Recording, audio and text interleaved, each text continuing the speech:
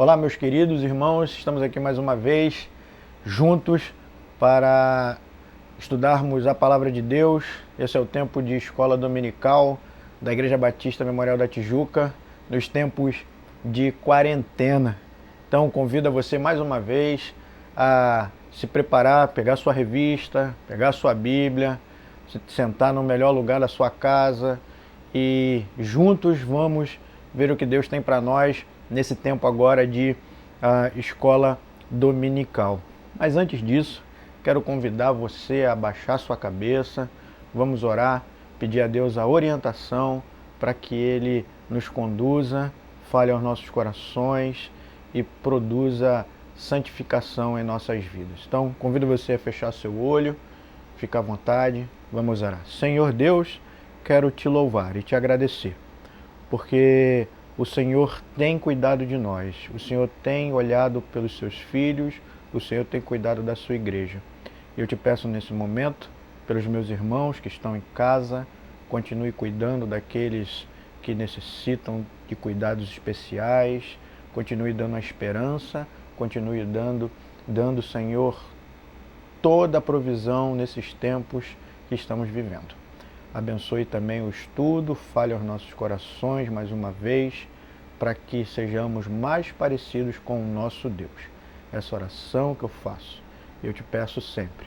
Conduza minha boca, minha mente e o meu coração, para que o seu nome, somente o seu nome, seja glorificado. Em nome de Jesus. Amém. Quero convidar você a abrir a sua Bíblia no texto de Lucas, capítulo 10, do versículo 38 ao versículo 42. O tema desse trimestre, como os irmãos sabem, qual é? Repita comigo em casa. Isso mesmo, encontros marcantes. Pessoas que ao longo dos evangelhos se encontraram com Jesus e tiveram as suas vidas transformadas, não só fisicamente, não só a sua história, mas principalmente espiritualmente, para que pudessem ter um relacionamento verdadeiro com Cristo. Semana passada estudamos o encontro de Tomé e Filipe e hoje nós vamos estudar o encontro de Marta com o Senhor Jesus. Então, abra sua Bíblia aí, novamente, como já disse, Lucas capítulo 10, do 38 ao 42. O texto vai aparecer aqui nos nossos slides, mas convido você também a acompanhar aí na sua Bíblia, fique à vontade, tá bom? Vou ler então o nosso texto.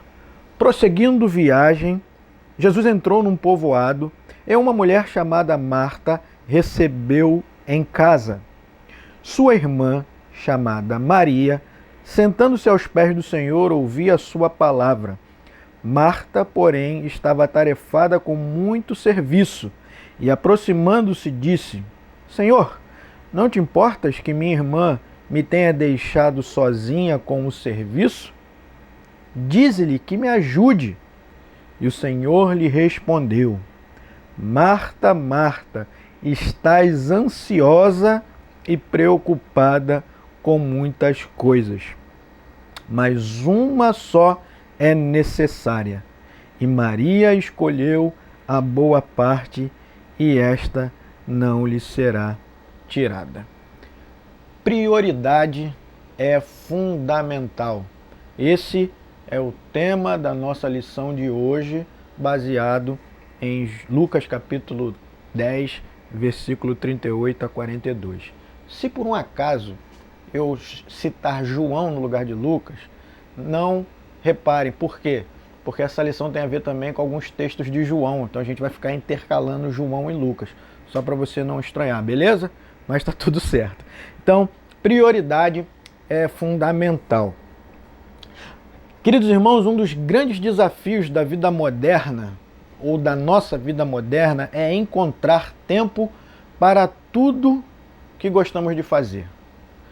Nós sempre estamos no meio dessa correria louca da vida,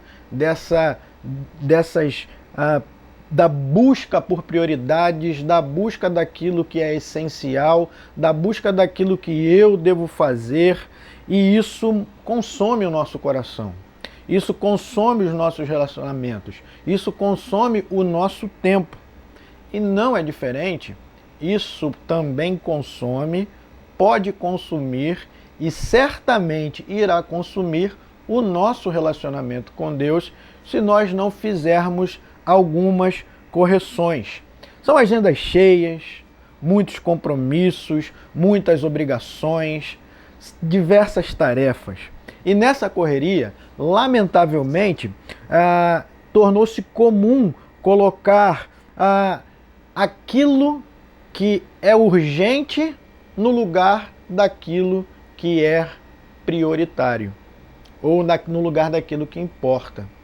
Veja bem que não estamos falando sobre ser certo ou errado, ser bom ou ruim, mas apenas cada coisa no seu lugar, como uma casa bem arrumada, como uma casa bem construída. Cada cômodo tem a sua função, cada objeto tem o seu lugar. Imagine só, você colocando a geladeira dentro do seu quarto. Alguns vão falar, que maravilha! Mas eu tenho certeza que algumas esposas, se você é casado, ia falar assim, olha, isso aqui não é lugar de geladeira não. Ou imagine você colocando o vaso sanitário no meio da cozinha. Ou seja, nós precisamos entender que cada coisa tem o seu lugar e nós precisamos definir diante daquilo que fazemos e do que queremos, quais são as nossas prioridades e a partir daí definir aquilo que é urgente ou não. E isso é o que nós aprendemos no texto de Lucas, capítulo 10, do 38 ao 42. Nós aprendemos que o poder da agitação não pode nos dominar, tornando-se um obstáculo para a piedade, mas devemos considerar prioritário o Senhor e ter a vida centrada nele. Então, o que é considerar o Senhor prioritário? Não estou me referindo aqui a questões de estar ou não na igreja. Não estou me referindo aqui a você negligenciar todos os suas tarefas, todos os seus afazeres, negligenciar seu lazer, negligenciar estudos para estar dentro daquilo que nós chamamos de igreja, da construção, só envolvido em coisas da igreja ou do reino. Não é isso que o texto fala. O texto fala sobre priorizar as coisas do Senhor, priorizar um relacionamento íntimo com o Senhor em detrimento, se necessário for, de outras questões e até mesmo de uma escolha, como nós vamos ver aqui com Marta e Maria.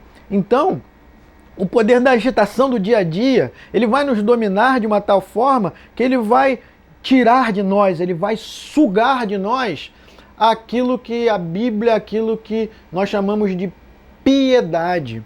E o que é piedade? Que é uma reverência associada com o amor de Deus que nos faculta o conhecimento de seus benefícios. Uma vida piedosa, uma vida que prioriza o relacionamento com Deus, ela desenvolve uma reverência no seu dia a dia, uma reverência naquilo que ela faz, uma reverência naquilo que ela espera, uma reverência naquilo que como ela conduz a sua vida. E essa reverência está baseada no quê? No amor que nós temos a Deus. No amor que nós demonstramos para Ele, primeiro porque Ele nos amou. Já diz o texto bíblico, nós o amamos porque Ele nos amou primeiro, isso mesmo. Esse é o texto bíblico. Então, uma vida que prioriza o Senhor é uma vida que o reverencia em amor. E ao reverenciar em amor, consegue experimentar dos seus benefícios. Talvez uma das coisas que estejamos experimentando nesses dias exatamente seja o benefício da esperança, o benefício do cuidado, o benefício de saber que mesmo trancados dentro de casa, mesmo com todas essas informações que muitas vezes são contraditórias, nós sabemos que temos um Deus que cuida de nós, que cuida da nossa família, que cuida da sua família, que cuida do seu emprego e vai cuidar da sua vida financeira também, além da saúde. Esse é um benefício daqueles que de fato reverenciam a Deus e demonstram amor a Ele. Essa é a essência da nossa lição, buscarmos uma vida de piedade que prioriza ao Senhor. Coloquei aí uma foto que eu achei muito interessante, uma imagem em que Jesus está conversando com Maria e Marta olhando para esse momento. Eu queria que você compartilhasse um pouquinho dessa arte, porque também a arte faz parte do relacionamento que temos com Deus. Então vamos lá. Primeiro ponto da nossa lição que nós precisamos ver e olhar nesse encontro marcante que nós vamos estudar hoje, é que Marta era uma serva dedicada. Precisamos entender aqui, queridos, que não é uma questão de Maria ser mais crente, mais amorosa, uma melhor serva do que Marta. Isso não quer dizer que Marta não amava o Senhor. A postura de Marta, na verdade, não era uma postura de quem amava o Senhor, não era uma postura de quem não reverenciava. Pelo contrário, quando nós olharmos para o todo da vida de Marta, nós vamos perceber que Marta, ela se propõe a servir ao Senhor com aquilo de melhor que ela tem. Porque essa é uma característica que existe dentro da igreja, existe no meio dos servos do Senhor. São os nossos dons, é aquilo que Deus nos dá para servirmos a Ele. Alguns cantam de forma belíssima. Os irmãos já sabem que isso não é o meu caso, né? Aliás, algumas pessoas brincaram comigo que no culto ao vivo de quinta-feira diziam que parecia uma estátua, porque quando se canta eu estou lá na frente, irmãos, eu não sei como se portar, eu fico travado. Não é algo que me deixa confortável cantar. Aliás, não tenho uma voz bela, né, como muitos dos irmãos. Alguns têm aquele dom do serviço, né, dona Irene? Servir as mesas, preparar um banquete para nós. Outros têm o dom de receber pessoas com um sorriso maravilhoso, um aperto de mão. Outras ensinam, cantam. Outras trabalham na técnica, como nós temos experimentado agora, nesses dias, usufruindo do talento desses irmãos, como o Ítalo, que está aqui comigo, como o irmão Edson, como o Rafael, e tantos outros que servem a nossa igreja. Cada um no seu quadrado, né? Como se diz por aí. E é exatamente isso que acontece. Mas o que o Senhor Jesus quer nos ensinar aqui, não é dizer que existe uma melhor forma para servir, mas que, ao servir, não devemos deixar que esse serviço tome o lugar do Senhor e nos tire o privilégio de ouvirmos o Senhor, de ouvirmos a sua voz, como diria a minha avó, maviosa, né? Falando nos nossos ouvidos. Isso acontece comigo, por exemplo, como pastor. Sentar e se debruçar no texto sagrado e às vezes esquecer de que ali Deus está falando comigo e não é apenas algo técnico. É sobre isso que o texto está falando. E é sobre isso que ele está lidando. Marta, ela tinha uma sensibilidade. Marta provavelmente era a irmã mais velha. Por quê? Porque em todos os textos que nós vemos essa trinca, né, esse trio de irmãos aparecendo, Marta sempre é citada pela primeira vez, tanto aqui em Lucas como em João. Como irmã mais velha, ela tinha esse senso da responsabilidade. Afinal de contas, quem aqui não gosta de receber bem alguém na sua casa? Deixar tudo arrumadinho, preparar aquele suquinho de caju bem gostoso, aquele cachorro quente, aquele biscoitinho, aquele café, deixar tudo ajeitadinho. Quem não gosta de fazer isso? Todos nós gostamos. E Marta, ela tinha essa responsabilidade. Ela era a irmã mais velha, a irmã de Maria, a irmã de Lázaro. Então, quando o texto diz que Jesus está prosseguindo a viagem, ele está vindo de viagem, ela imagina assim, o mestre está cansado, o mestre precisa dar uma relaxada, o que eu vou fazer? Vou preparar comida, vou preparar um lugar legal para ele ficar, vou deixar tudo direitinho. Maria, vamos aqui, Jesus vem para nossa casa, vamos fazer com que ele sinta-se bem, Maria, ok? Então, Marta começa a fazer aquilo que era peculiar à sua cultura. Vou preparar, vou cuidar da comida, do ambiente. Marta queria que tudo estivesse perfeito para receber Jesus. Prosseguindo viagem, Jesus entrou num povoado e uma mulher chamada Marta o recebeu em casa. Pula o versículo 39, vamos para o 40. Marta, porém, estava atarefada com muito serviço. Queridos, a primeira lição que nós precisamos entender é que, sim, Marta era uma serva dedicada, mas o texto ele nos dá uma direção, porque ele apresenta mais uma vez duas personagens, Marta e Maria. Ele não apresenta a ideia de que uma é melhor do que a outra, mas estabelece um cenário para compreendermos aquilo que o Senhor considera como prioridade. O serviço não pode, dê uma olhada aí no slide, o serviço não pode anteceder o relacionamento. Nós estamos na igreja, nós servimos no trabalho, servimos na escola, na faculdade. Queridos, nós servimos ao Senhor em todos os ambientes da nossa vida, ok? Como diria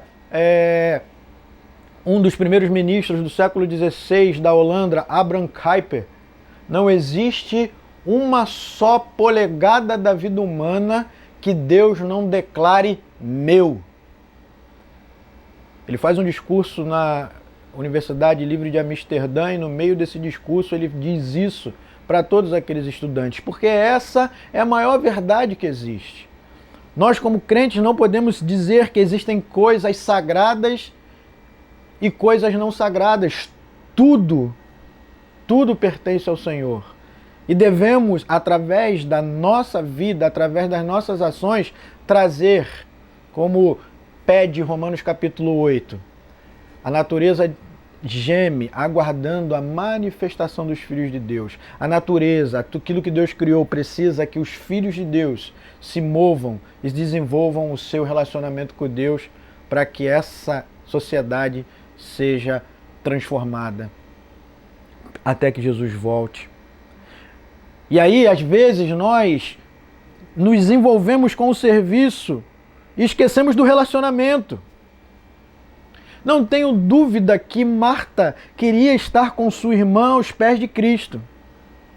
Não tenho dúvida que Marta estava querendo ouvir a Cristo. Porém, um coração que tem como o serviço prioritário e não o relacionamento, ele inverte as coisas. E aí, quando ele inverte as coisas, ele traz estragos relacionais e estragos emocionais. Ele consome você. Olha o que Marta faz. Primeiro, ela começa a criticar a irmã dela. Ô, Jesus, que história é essa? Dá para Maria vir aqui me ajudar? Começa a criticar. Porque quem está fazendo certo sou eu. Estou fazendo aqui, Maria está fazendo o quê? Está sentada à toa. E não só isso, ela critica o próprio Senhor Jesus. Senhor, você não se importa comigo? O Senhor não se importa com o que está acontecendo aí, não? Porque o negócio aqui está complicado. Maria está sentada e o Senhor está conversando com ela e só eu que estou trabalhando aqui. Prioridade invertida. Prioridade invertida. Naquele momento. Quantas vezes você teria a oportunidade de ter Jesus na sua casa falando ao vivo para você? Quantas vezes no dia nós temos a oportunidade de sentarmos, aquietarmos o nosso coração e ouvirmos Jesus falar ao nosso coração? É isso que o texto quer corrigir. E aí ele corrige dando o contraponto de Marta, que é Maria. Maria, uma adoradora dedicada. Cada um tem a sua característica peculiar, queridos. Marta era serva, aquela que lavava, passava, cozinhava, colocava a cadeira, tirava. Talvez o que nós chamamos de levita no Antigo Testamento, eu faço. Maria é chamada de uma adoradora dedicada. Ela tem características diferentes para demonstrar o seu amor, o seu cuidado, o seu apreço ao Senhor. Se você olhar para os textos que apresentam a presença de Marta, Maria, nós percebemos essas características. Em Lucas 10, que é o texto que nós estamos estudando, nós percebemos isso. Maria sentada aos pés do Senhor, ouvindo, e Marta trabalhando. Quando nós vamos lá para João, capítulo 11, no versículo 32, capítulo 12, 3 de João, nós percebemos Maria sempre sentada aos pés do Senhor. De forma alguma, isso desqualifica o tipo de adoração e serviço que Marta quer.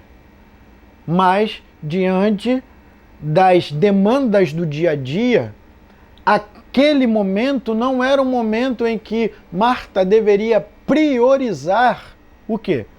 As tarefas, mas ela deveria priorizar a presença do Senhor. Sentar, aquietar o seu coração. Então percebe que nós não estamos falando de quem está certa no sentido da essência, da adoração, de ser uma serva fiel, mas estamos falando de corrigir algumas atitudes que nos tiram o privilégio de ouvir o Senhor falar conosco, intimamente, para sermos abençoados e edificados. Foi isso que aconteceu. Maria é usada ali como um exemplo, naquele momento, de uma escolha sábia. De forma alguma trabalhando a ideia de uma irmã boa e uma irmã má. Apenas de uma escolha sábia. Até porque, em um outro momento, o mesmo estilo de adoração de Maria é tido para alguns, com o coração endurecido, como uma decisão errada. Quando ela pega o perfume e lava os pés do Senhor Jesus, o que as pessoas falam para ela? O que alguns discípulos falam para ela? Nossa, está gastando um perfume de alto preço, poderia usar isso para doar aos pobres. Ela é censurada, ok. Ela é censurada por um coração que não tinha as coisas no Senhor. Mas percebe que a forma de adoração de Maria em algum momento foi questionada por estar aos pés do Senhor, de dar a Ele, de se dedicar? A questão não é a adoração, mas o momento, a prioridade. E aí então, Maria é mencionada nos evangelhos, como eu disse, como essa mulher adoradora.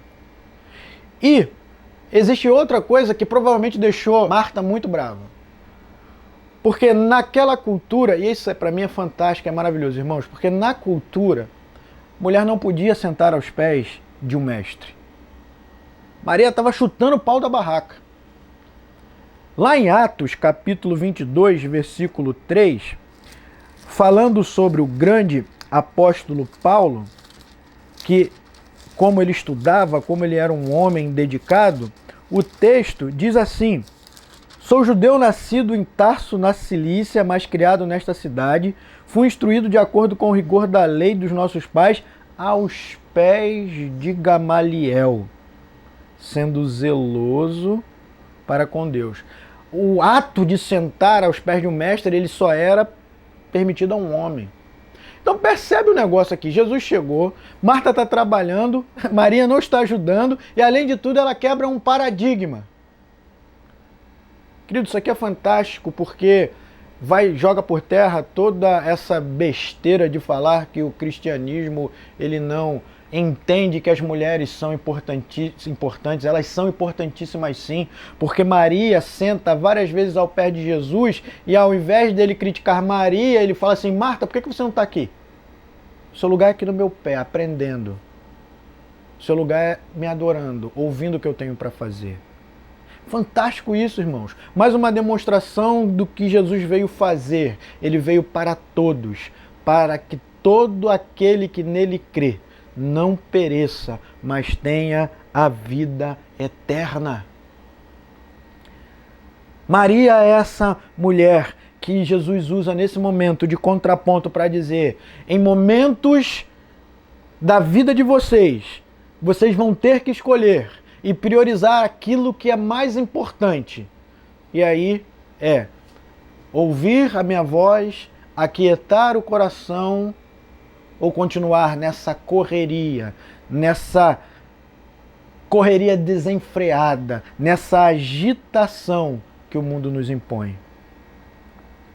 Esses são os dois contrapontos. Então qual é a resposta do Senhor? O Senhor dá uma resposta a Marta que ela não esperava. Não esperava porque ia contra a cultura, porque ia contra aquilo que ela foi ensinada. O Senhor diz, você está fazendo tudo isso porque você está ansiosa, você está preocupada. Com que você está ansiosa e preocupada? Não andeis ansiosos por coisa alguma, mas em tudo, em ações de graça. Coloquem os seus pedidos e as suas súplicas aos pés de Cristo. Porque andais ansiosos? Eu não cuido de vocês que são mais valiosos do que os pássaros e os lírios do campo? Essa é a resposta do Senhor Jesus. Ele diz, você está ansiosa. Por que você está ansiosa? Você está ansiosa? Agora penso eu, imaginando o que está na mente do Senhor. Porque eu estou aqui? Porque eu estou com os pés sujos? Porque eu cansei? Porque eu estou vindo de viagem? Porque talvez você queira me dar uma boa comida? Legal isso, eu vou usufruir e eu vou comer mesmo. Porque Jesus come e nós vamos ver isso em João no final da lição. Você está preocupada com isso? Mas deixa eu dizer, agora não é hora disso. Agora é hora de nós nos relacionarmos. E Maria fez isso, Maria entendeu isso. Vem para cá. Vem para cá. A resposta do Senhor é que ele não condena Marta por trabalhar, mas a repreendeu por ficar dividida entre tantas atividades. O problema, queridos, não é o trabalho, mas a atitude de Marta. Ela estava inquieta e preocupada, quando poderia descansar aos pés do Senhor. E esse é o convite da nossa lição, desse encontro com o Senhor Jesus. Não é um convite para você abandonar tudo, parar de trabalhar, não se divertir, não descansar. Não é isso. É um convite a não se envolver com as demandas terríveis que esse mundo nos impõe. E em dados momentos nós vamos ter que escolher e priorizar o nosso relacionamento com Cristo. Que pode ser em casa, lendo a palavra de Deus. Vou parar tudo agora. Agora eu preciso ler a palavra de Deus e falar com o meu Senhor. Sozinho, com a sua família, com o seu filho, com os seus colegas de trabalho. Pode ser também em estar na igreja. Afinal de contas, o próprio Senhor, a própria palavra do Senhor, nos instrui a não deixarmos de nos reunir como igreja, lá em Hebreus. Esta é a essência da nossa lição. É um convite a priorizarmos, a descansarmos aos pés do Senhor. E me parece que Marta aprendeu isso. Sabe por quê? Dá uma chegada lá em João capítulo 11. E aí nós vamos encerrar. O que acontece em João capítulo 11? Abriu sua Bíblia? Abre aí. O que acontece? A ressurreição de Lázaro. Olha o que diz o texto a partir do verso 20. Ao saber que Jesus estava chegando, Marta foi ao encontro e Maria, porém, ficou onde? Adivinha, irmãos? Sentada em casa. Percebe? Como disse, como o texto mostra, não é o que você faz, mas por que você faz. Marta continuou sendo a mesma. Ela estava em casa. Jesus está vindo. Eles chamaram Jesus para ressuscitar Lázaro, só para contextualizar vocês. Jesus está vindo. Marta levanta, dá um pulo e sai batido correndo. Maria, talvez com uma boa baiana, fica o quê? Vou ficar aqui sentada, esperando. Brincadeira, irmão. Sentada, o meu mestre vai chegar. E aí, então Marta trava um diálogo com Jesus. Marta diz a Jesus: Senhor, se estivesses aqui, meu irmão não teria morrido. Mas sei que mesmo agora Deus te concederá tudo aquilo que pedirdes. Jesus respondeu: teu irmão ressuscitará. Olha a resposta de Marta, queridos. Sei que ele ressuscitará na ressurreição no último dia. Jesus declarou: eu sou a ressurreição e a vida. Quem crê em mim mesmo que morra viverá. E todo aquele que vive e crê em mim jamais morrerá. Crê nisso? Respondeu Marta: sim, Senhor, eu creio que tu és o Cristo, o Filho de Deus que devia vir ao mundo. Quem responde isso também nos evangelhos? Pedrão, lembra do Pedrão? O que andam dizendo por aí de mim? Perguntou Jesus. Diz que sou Moisés, que sou Elias. E você, Pedro, quem que você acha que eu sou? Tu és o Cristo, o Filho do Deus vivo. O texto lá de Lucas não diz como, deixa suspenso como terminou tudo. Não diz se Marta sentou, se Maria levantou, não diz. Mas a impressão que eu tenho é que Marta entendeu quem era Jesus e quem ela devia priorizar.